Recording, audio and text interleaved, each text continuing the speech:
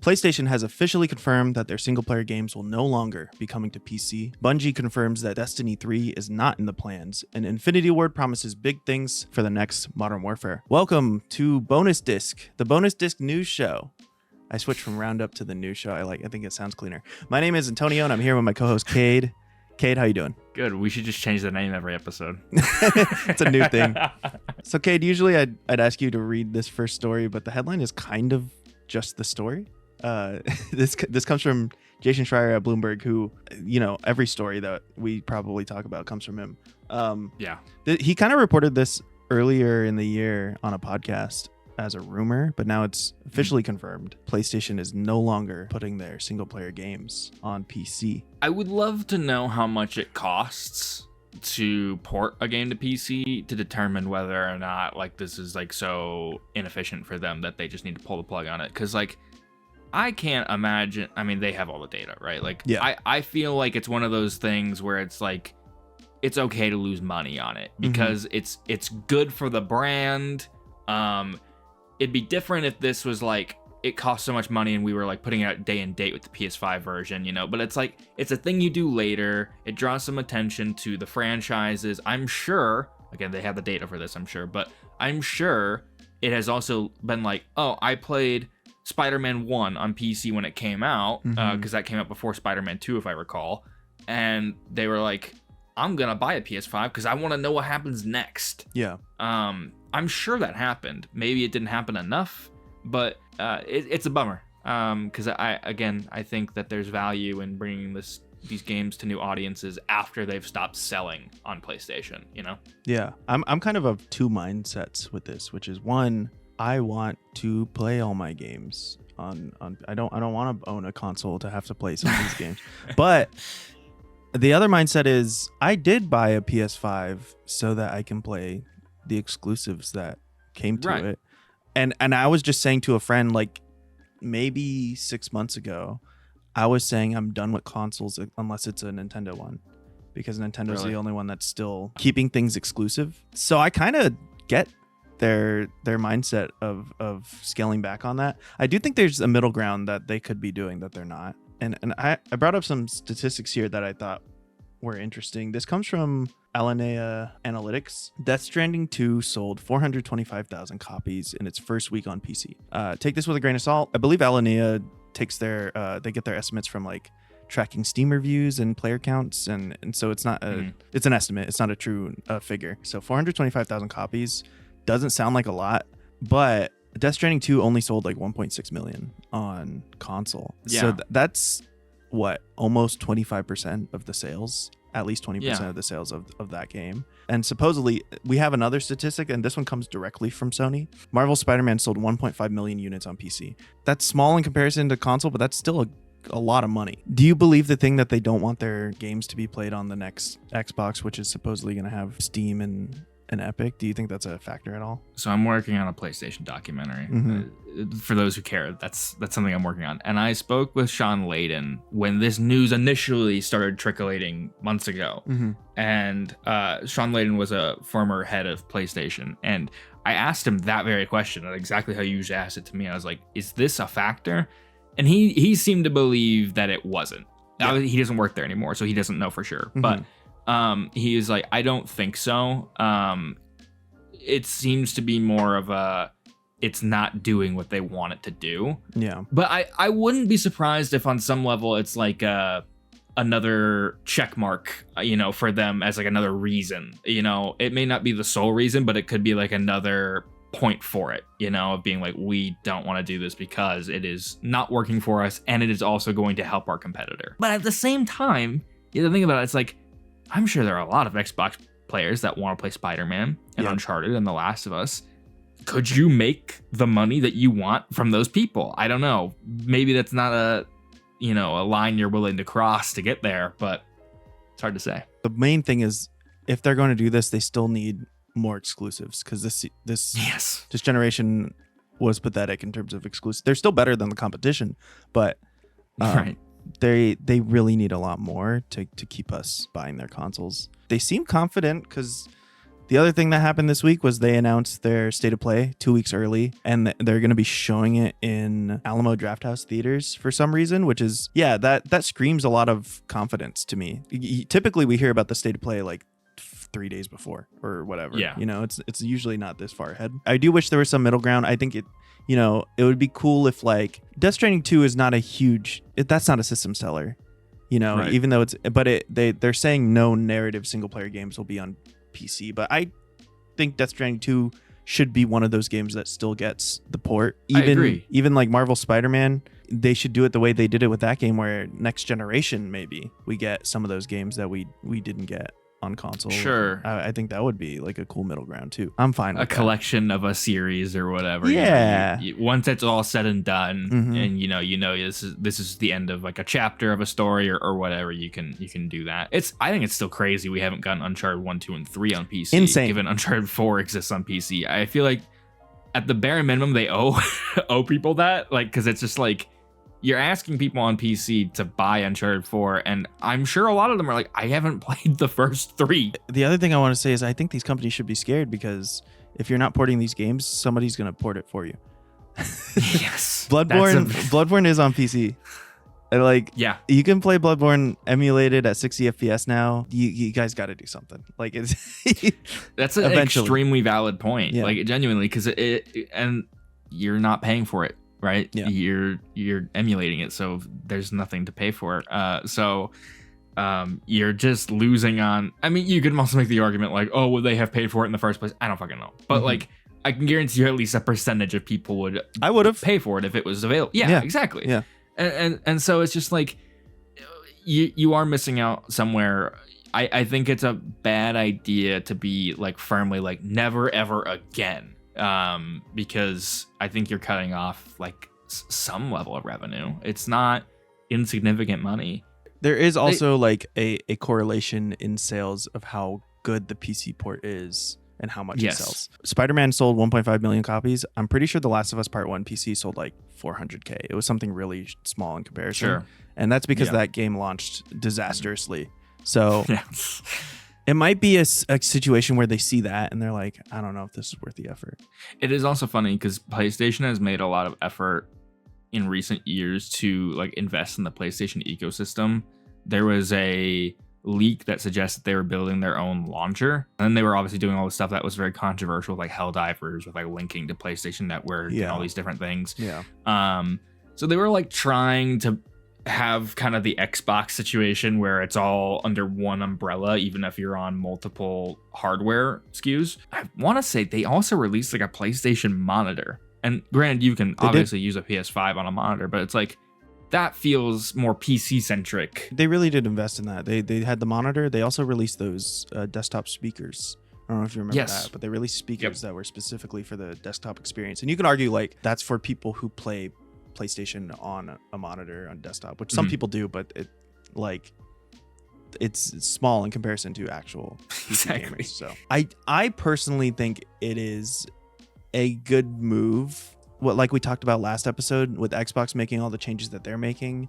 I think these companies are starting to get a little competitive again. There was a period of time where they kind of just like did not acknowledge each other and they kind of just like ignored each other. But I feel like we're getting back to that console war stuff, which is annoying online discourse, but is good for the business. So absolutely, I think that's hopeful. On the less hopeful end of things going on at Sony, after confirming that they are halting further development on Destiny 2, Bloomberg reports that Bungie is planning significant layoffs and that Destiny 3 is not currently in the cards. Cade, is Bungie in trouble? Extremely. Unfortunately. I have a couple friends at Bungie, so I hope. Well, Yeah. Nobody's talking about this gleefully, right? No. Nobody wants to see Bungie, especially shut down, of all developers. Legendary. Like, that's they've done so much for all of us, right? And it's a bummer. I had some people, I retweeted the blog post that Bungie put out of like, we're shutting down support on Destiny 2. And I was like, some people were like, oh, Destiny 3 is gonna happen, that's why. And I'm like, guys, there's no way. Marathon sold terribly. As far as I understand, I haven't really played it, but I hear it's a very good game. It's very good. People who enjoy it. Yeah, I've had a lot of fun with it, but if you look at the player counts now, which I did just the other really day, rough. The Marathon player count is lower than the Destiny 2 player count. Yes. By a good chunk. Like it's like 5,000 yes. players less. I think Marathon was supposed to save them, which is a crazy, like, we need to stop thinking that multiplayer live service things are what will save a company. They should have done some sort of single player campaign with it or something. They are investing more into it. I do think Bungie is one of those companies that will have the chance to invest in the game and hope for more people to start playing, which we've seen in the past with games like Final Fantasy 14. When it launched was a disaster, and then they took it offline for a little bit, rebooted it, and it's one of the most popular MMOs right now. We've seen success stories like that with No Man's Sky, with quite a few different games.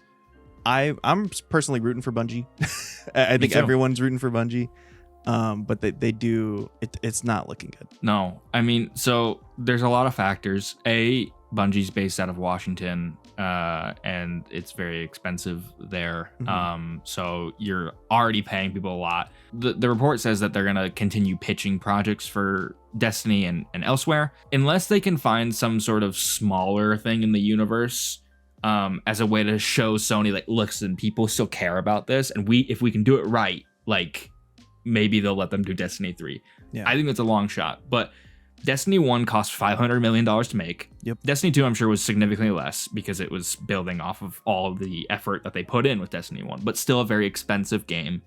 And also, the costs don't stop when the game releases because it's a live service game that has massive expansions that release annually or every other year. You know, like it's a big like money sink and time sink. And so if you're not performing, you can't justify it. No. And so people keep saying, I keep seeing people say like, oh, but if they do Destiny 3, like the mainstream audiences will care. I'm like, I don't think the mainstream audiences they don't care about Destiny anymore. No. Like, I think people have largely moved on. I mean, this was how it was for me with Destiny, was like, I really liked it. I thought the gameplay was awesome. But as time goes on, the updates, I can't, if I'm not playing it regularly, I can't jump back in. And so it pushes people away. And yeah, a fresh start might help, but I think you just end up in the same situation all over again. In my opinion, you don't lay off the people who made Destiny 2 if you're going to make another Destiny game, because they're the people who know how to make it, right? Yeah. They don't have 6 years to make Destiny 3. They don't have the money to make Destiny 3. It just isn't going to happen. I mean, this is just where we're at right now in the industry post-COVID quarantine. Like, we're seeing all these companies that saw how well live service did while everyone was at home and stuck in their own houses. Sony saw how well Destiny was doing and purchased Bungie for $3.6 billion, which is an insane figure. It was a mistake. Like, yes. A huge mistake. Like, you're not going to recoup that cost. It's just impossible. And we're in a world where there's too many live service games, and most people are not going to pick up a new one. I mean, people are more likely to go back to an old one than to play a new one. Like, I have plenty of friends who have gone back to Apex Legends. I myself was playing Overwatch like 2 weeks ago. I haven't played Overwatch in years, but I have skins on it.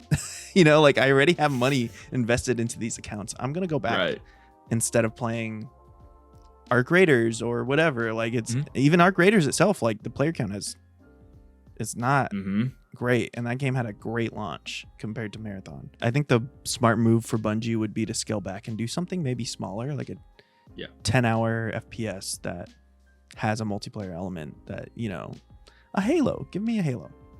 Yeah, it doesn't have to be Halo, but like a successor. Just make something that's, you know, has a cool campaign, cool story that will sell me on paying $70 on. You know, I'm not. Yeah, it's really not. It doesn't take much. Bungie was the ones that came to Naughty Dog and said, like, hey, your Last of Us online game, like, if you're gonna do this, here's what you need to do to make a live service game. And they provided them with feedback then discouraged Naughty Dog from making that game. They were like, this is going to cost way too much fucking money. No. Yeah. And it was done. And the game was basically done, and they cut it. Yes, exactly. So it's entirely possible, like, that saved them headaches in the long run. But I would imagine there are a lot of people who are like, I wish they would have just tried, because they already spent the fucking money making it. So it's like, I don't know that was a wise move. But it's only, I don't know that there's been a single pro from Sony buying Bungie. I don't know that it has led to anything productive. It's only led to layoffs over and over and over again. I think this is their third round of layoffs in the last couple of years. A story as old as time. Big company buys small company. Fucks it all up for everybody. So not similarly, I think Call of Duty's doing, still pretty decently. But this last story is a little bit smaller. Infinity Ward put out a message in anticipation for this year's Call of Duty. We are Infinity Ward. We build visceral, immersive combat experiences that hit different. As a new chapter begins for the studio, we're focused on what defines us: passion, precision, obsession, and an unrelenting drive to make the best entertainment in the industry. Our next game is the result of that mindset. They go on to say that they're very proud of what they're building and excited to finally start sharing it with us. Call of Duty is not on its deathbed like Destiny is, but it is not the giant that it was 10 years ago. Director of the Call of Duty documentary, what's your take on this? I will say, pretty much anytime they are on the verge of announcing a new Call of Duty, they're always like, it's the most advanced Call of Duty yet. And like, maybe it is, like, on paper, I don't know. But last year was a fucking disaster with Black Ops 7. They just put themselves in a bit of a blender because the Call of Duty machine is never stopping, ever. And so never.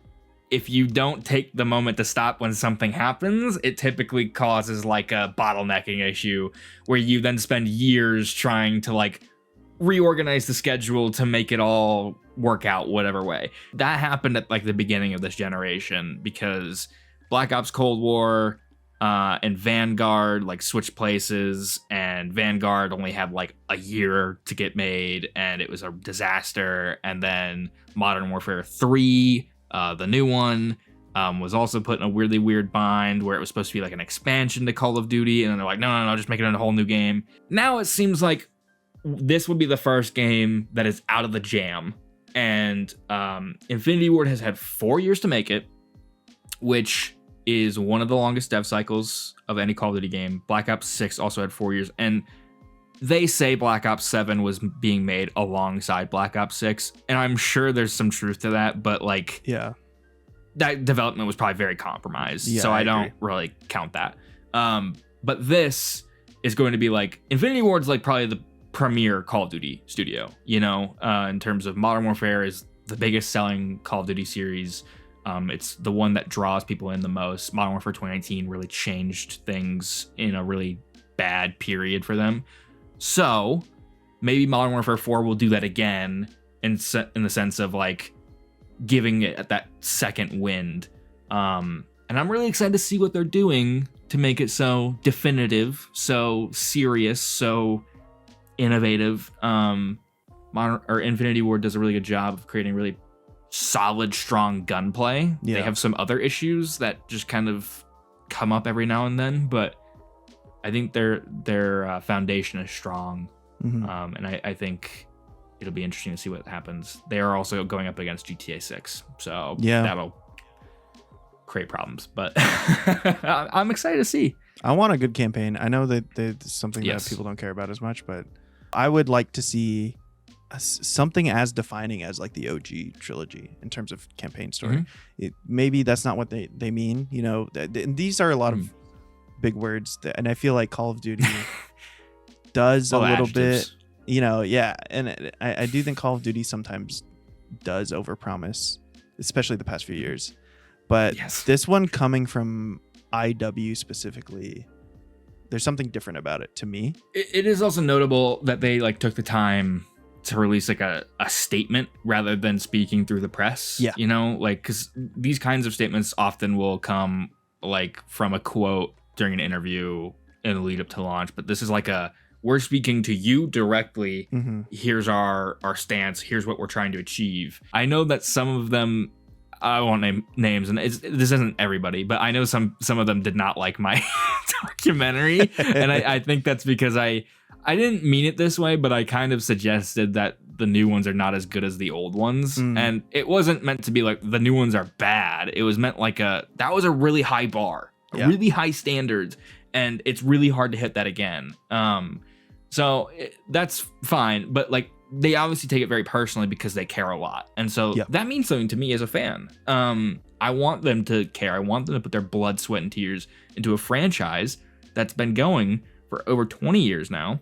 A lot of these guys, they left during that period, during the Modern Warfare 3 explosion that happened in the 2010s. They went to Respawn, and then they came back to work on this new era of Modern Warfare, and a lot of them have continued to stay there. So excited to see what they're cooking. And to your point about the campaign, outside of the last Modern Warfare campaign, which was very messy with all like the war zone elements and stuff, it's very strange.